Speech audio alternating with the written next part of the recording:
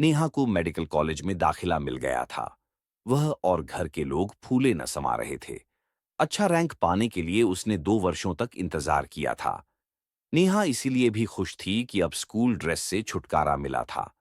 वह मनचाहे कपड़े पहन सकती थी, मनचाहे कॉस्मेटिक्स इस्तेमाल कर सकती थी। स्कूल के दौरान बहुत पाबंदियां होती हैं, अब वह स्वतंत्र रहेगी। हॉस्टल में जाना उसके लिए बहुत पसंद की बात थी। निश्चित समय पर काउंसलिंग के बाद एडमिशन हो चुका था। अब बारी थी हॉस्टल के लिए रूममेट चुनने की। कुछ देर बाद वह भी मिल गई। सृष्टि नाम था उसका। हॉस्टल का पहला तल्ला फर्स्ट ईयर के लिए होता था। वहीं रूम नंबर 6 में उन दोनों ने अपने सामान जमा लिया। रूम की व्यवस्था ऐसी थी कि 2 अलग बेड के साथ एक एक आलमीरा, एक एक टेबल, एक एक कुर्सी और छोटे छोटे सामान रखने के लिए मेजनुमा ड्रेसिंग टेबल भी था। बाथरूम कॉमन था। कॉलेज के क्लासेस 2 दिन बाद से शुरू होने थे। दोनों के पेरेंट्स जा चुके थे। 2 अनजान लड़कियों को एक साथ रहना था। हम उम्र लड़कियां जल्दी मित्र बन जाती हैं। 2 दिनों तक दोनों ने इधर उधर घूमकर पूरे कॉलेज और हॉस्टल का मुआयना कर लिया। कैंपस खूबसूरत था। हरियाली भी भरपूर थी। 2 दिनों के बाद क्लासेस शुरू हो गईं। हॉस्टल का खाना भी समय पर तैयार रहता था। कुल मिलाकर दोनों को अच्छा लग रहा था। अन्य कमरों में भी छात्राएं आ चुकी थीं। रैगिंग का सिलसिला थम चुका था। उस कॉलेज में रैगिंग का पैमाना थोड़ा कम ही था। एक बार रैगिंग के दौरान एक छात्रा ने चुपके से वीडियो बनाकर वायरल कर दिया था। उस साल उन लड़कियों को सस्पेंड कर दिया गया था। तब से प्रशासन और स्वयं छात्राएं भी डरी रहती थीं। रैगिंग जैसे भयावह स्थिति को लगाम लगा था। हॉस्टल में रात सोने के पहले नेहा अपने सारे सामान सुव्यवस्थित करके सोती थी। रात को कमरे से बाहर न जाना पड़े, इसके लिए पानी की बोतल भी रख लेती थी। सृष्टि थोड़ी लापरवाह थी।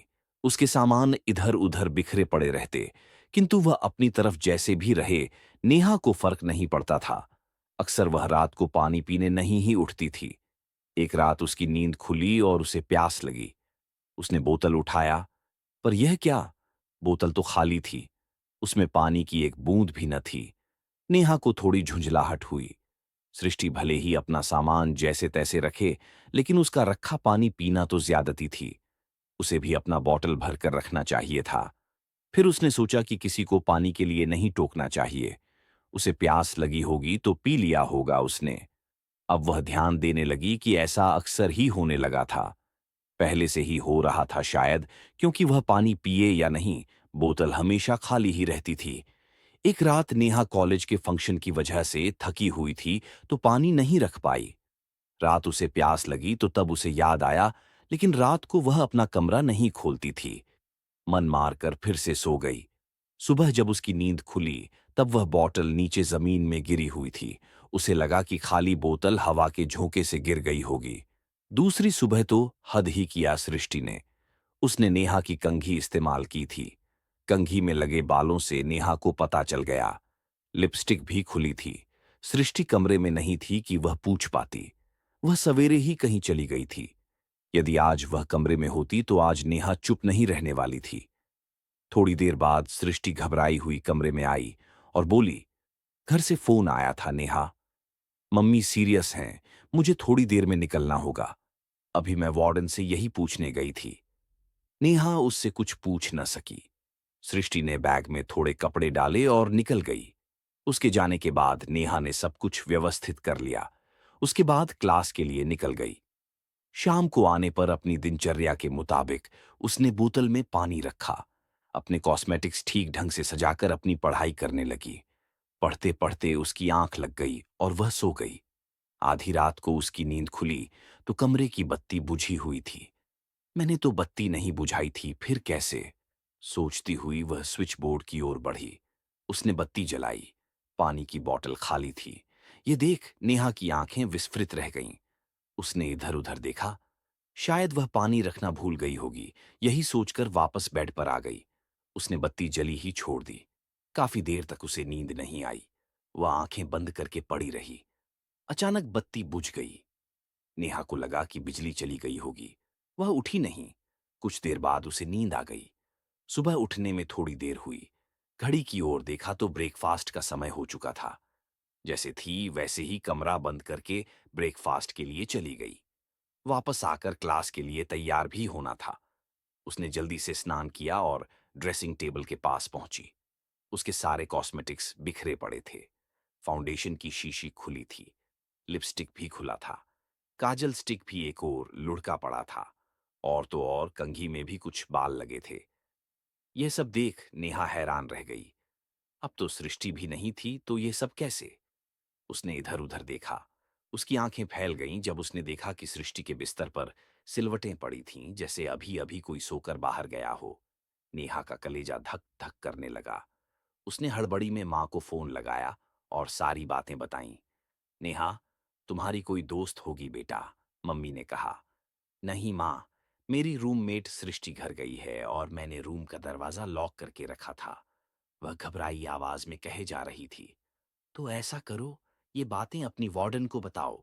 और हाँ, हनुमान चालीसा भी पढ़ लो, इससे तुम्हारा डर कुछ कम होगा। अच्छा माँ, फोन रखती हूँ, क्लास के लिए देर हो रही। ये कहकर उसने मोबाइल बेड पर रखा और तैयार होकर निकलने लगी। ज्यों ही वह दरवाजे तक पहुंची, अचानक दरवाजा बंद हो गया। वह हैंडल बार बार घुमाने लगी, किंतु वह खुल ही नहीं रहा था। वह दौड़कर बेड के पास गई और मोबाइल से वार्डन को फ फोन लगाया। मैम, मैं अपने कमरे में लॉक हो गई हूं, दरवाजा ही नहीं खुल रहा, रूम नंबर 6। इतना ही बोल पाई थी कि उसे लगा किसी ने मोबाइल उसके हाथों से छीन ला हो। घबराहट के मारे वह बेहोशी महसूस करने लगी। मां ने कहा था हनुमान चालीसा बोलने को। ये सोच वह बोलने लगी। भूत पिशाच निकट नहीं आवे, महावीर जब नाम सुनावे। अभी इतना ही बोल पाई थी कि भड़ाक से दरवाजा खुल गया। लगा जैसे कोई बाहर निकल गया हो। वह बिस्तर पर अर्धमूर्छित सी पड़ी थी। तब तक वार्डन आ चुकी थीं। रूम का दरवाजा खुला देख अंदर आ गई। नेहा बेसुध पड़ी थी। वार्डन ने उसके चेहरे पर पानी की छींटें मारी तो नेहा ने आंखें खोलीं। क्या हुआ नेहा? तुम्हारी तबीयत तो ठीक है ना? मैम, कोई था यहाँ, उसने मेरा पानी पी लिया, मेरे कॉस्मेटिक्स फैला दिए और सृष्टि के बेड पर सोया भी था। नहीं नेहा, ऐसा कुछ नहीं हुआ होगा, ये तुम्हारा वहम है। नहीं मैम, ये वहम नहीं था। अच्छा, मेरे साथ चलो। नेहा को लेकर वार्डन अपने कमरे में आ गईं। उन्होंने उसे गर्म कॉफी पिलाई और वहीं आराम करने को कहा। कुछ देर बाद नेहा को अच्छा लगा तो वह क्लास करने चली गई। जैसे जैसे शाम हो रही थी, नेहा का मन घबराने लगा। उसे अपने कमरे में जाते हुए भी डर लगने लगा। उसने यह बात अपनी एक सहेली को बताई तो वह साथ आ गई।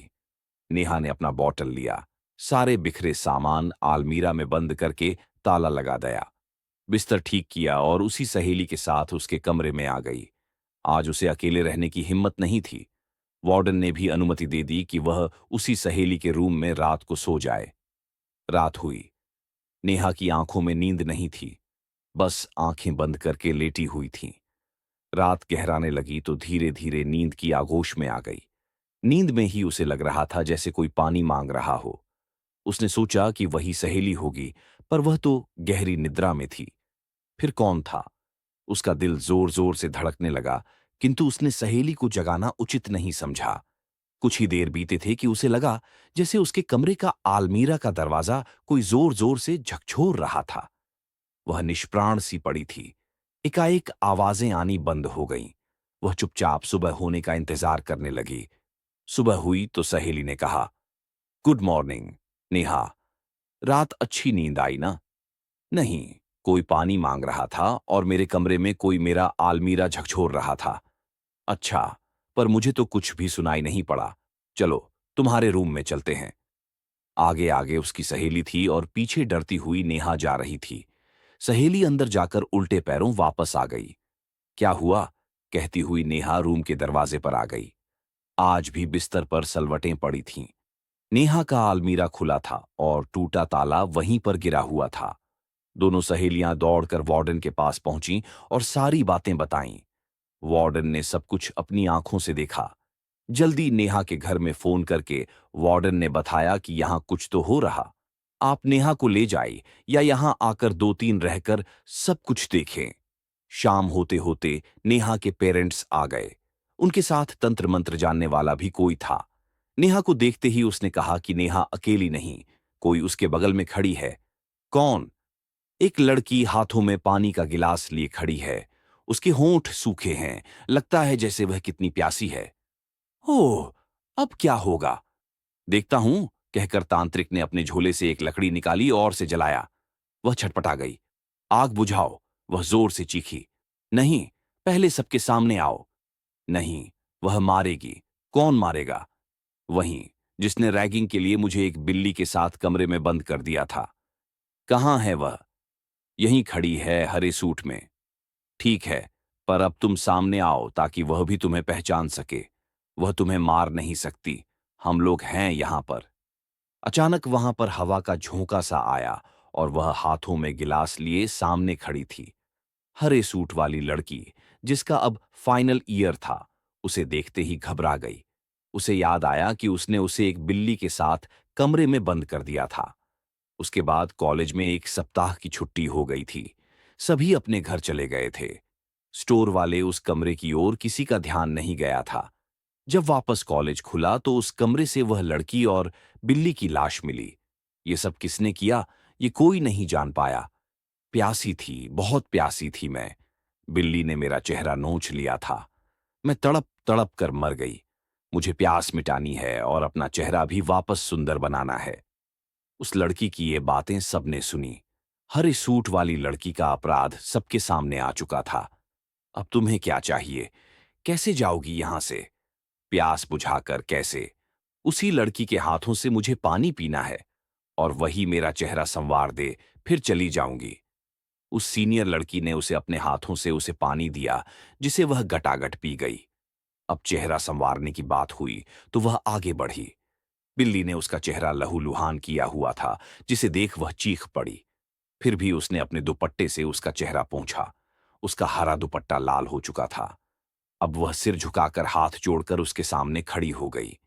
हाँ हाँ हाँ हाँ, चलो माफ किया। अब जाती हूं। मेरी प्यास बुझ गई।